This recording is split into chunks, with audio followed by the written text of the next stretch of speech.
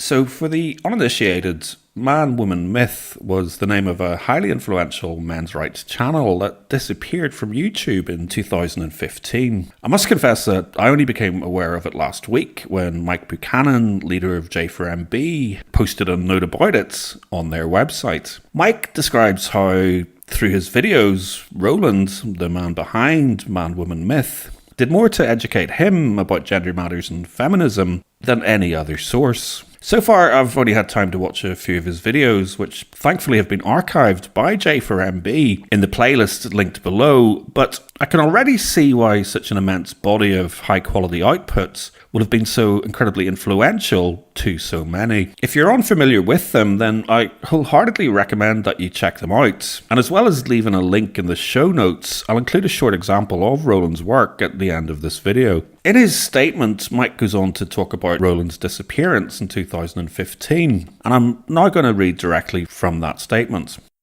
His disappearance was a complete mystery. Even Angry Harry, who Rowland had interviewed many times, didn't know what had happened to him. A few months before Rowland disappeared, I visited him in his home in North London. He was about to leave his family. The marriage had long been on the rocks, and he was understandably depressed at the thought that he might never see his beloved children again. Like many, I had reluctantly come to the conclusion that Rowland had died. No other potential explanations seemed to make much sense. And then, one day in January 2019, I received an email from him in which he wrote something along the lines of, "Do we know each other?" I recall my shock as vividly as if it had happened yesterday.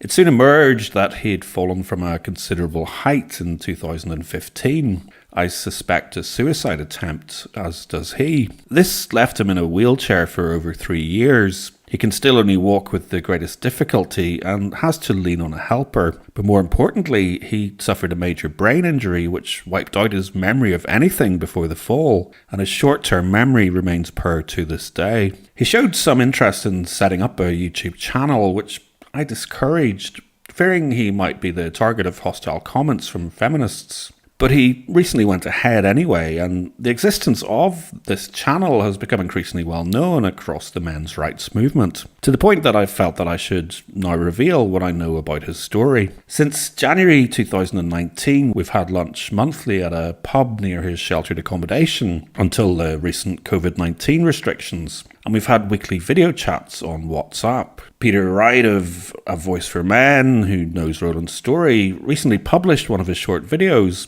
and within 24 hours the number of subscribers to his channel had risen by over 100. I am pleased and relieved to report that Rowland has not been the target of hostile comments, and I hope that continues indefinitely. He is much enjoying the exchanges he's having with supporters in the comments. I would urge you to go to his website and post some comments. I know it will mean a lot to him. He derives a lot of comfort from knowing that his work was so influential to so many in the men's rights movement over so many years.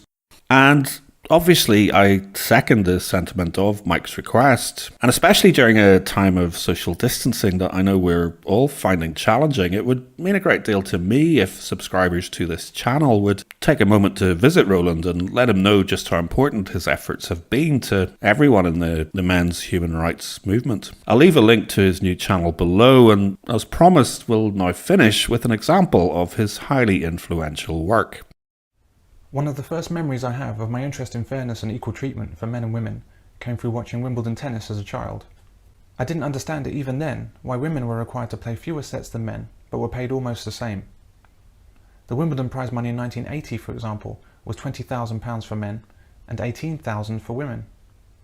That means women received 90% of the pay of men. And in 2001, the men's prize was £500,000 and the women's £462,000. That's 92%. But women play only 2/3 of the number of sets that men play. So I didn't understand why their prize money was so similar to men's. Surely men should be paid a full third more than women to reflect their full third of greater court time. And if time on court isn't relevant to pay received, and it's about the value players deliver to broadcasters and spectators, as Venus Williams has said, then why must men play more tennis for the same reward? Why not all play the same? In 2007, Wimbledon decided to pay men and women equally, largely due to Venus Williams' complaint about women being treated as second class by receiving less prize money. But that's obviously not true, because she left out the most significant point of all, the point that seems to have been entirely ignored. Women actually received more money than men per game played. By only playing 2/3, 66% of the tennis that men played, yet receiving 90% of the prize money earned by men, women had already been receiving a far higher rate of pay than men in professional tennis. So what Venus Williams was actually arguing for was even more money for women compared to men. She wanted an actual increase in the pay disparity women already enjoyed over men.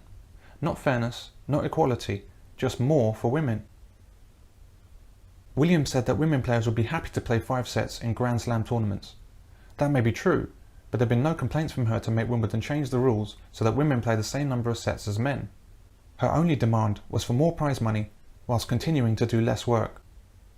So equal prize money at Wimbledon doesn't represent equal pay at all. It represents a pay rise for women who already earn more than the men. Prize money in 2012 was 1.1 million, with men required to play a minimum of 21 sets to win the prize, whereas women were only required to play 14 sets to win the same amount. As it played out in 2012, Roger Federer played 26 sets to win Wimbledon. In contrast, Serena Williams played just 17 sets. This means that Federer received £44,000 per set, whereas Williams received £67,000. That's a £23,000 pay advantage for women per set, a more than 50% higher rate of pay. And this is called equality by Venus Williams, and everyone else it seems. So we see that in the past, Wimbledon paid female players 90% of the money that men received, whilst playing only 66% of the tennis that men played. However, since the introduction of equality at Wimbledon, women now receive 100% of the prize money as men, while still playing only 66% of the tennis. For example, in 2001, the men's winner, Goran Ivanisevic, played 28 sets to win. The women's winner, Venus Williams, only played 16 sets. So poor old Ivanisevic received $17,000 per set, and good old Venus received a much healthier $28,000 per set. And then Williams went on the warpath, complaining that Wimbledon devalued the principle of meritocracy by not paying women even more by equalising the prize money awarded. The prize money for which Goran was required to play a dozen more sets to earn. If you get paid a higher hourly rate than someone, then you are by definition more highly paid than that person. It's that simple. If you're a plumber and work 5 hours for £100, and the plumber next to you works 8 hours for £110, that's not grounds for complaint. That's grounds for enjoying your higher rate of pay. If you were fortunate enough to work part-time hours and receive almost full-time pay, would it occur to you to demand more money? And would it ever even enter your head to base this demand on the fact that you are only earning 92% of the salary of a full-time worker for 66% of the work? Wouldn't you actually expect the full-timer to be the one complaining? Women played less tennis than men, got paid more money for the tennis they did play, and yet they still called it unfair against women. You couldn't make it up. But this is the female condition, which exists as a parallel to the male condition.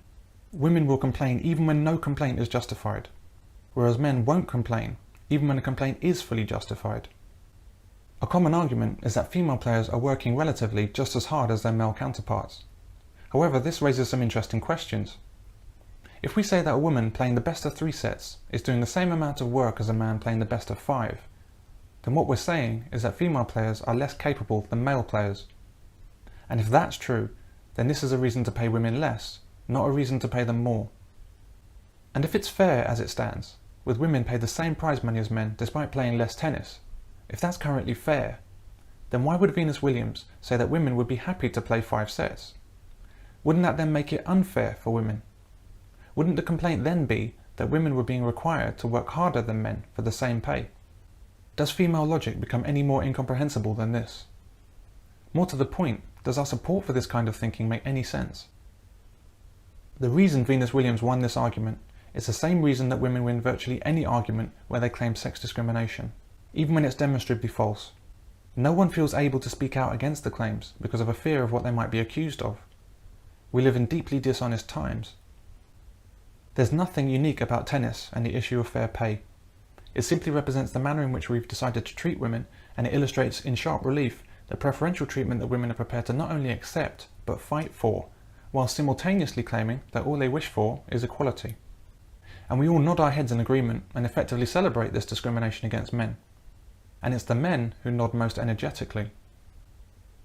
If we want to understand the nature of feminism, and how its true ambition is for female supremacy rather than any concept of equal treatment.